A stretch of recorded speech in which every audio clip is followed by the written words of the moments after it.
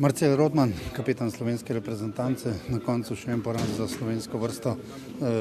Zelo zahtevna tekma s Francozi, ki so na koncu potrdili to prvo mesto prav s tekmo z nami.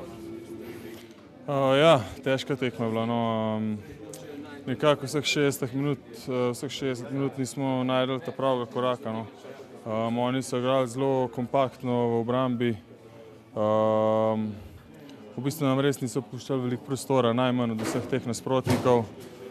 Mogoče se ne malo tudi poznali, da smo imeli v bistvu, pa jaz vem, koliko je bilo zdaj tele ur, 14 ur od zadnje tekme ali pa ne vem, 16, mogoče ne bi tle malo manjkalo, ampak zato, ker res takrat v powerplay situacijah, kakor da bili malo premalo odločni, pa mečkam premehki zadaj v obrambi, preveč takih mehkih napak, oni so jih pa vse zelo lepo izkoristili, tako da ne moramo biti zadovoljni, ampak ne smemo pa biti, ko preko razočarani, vsem smo dali vse od sebe, saj pravim, preveč takih mehkih napak.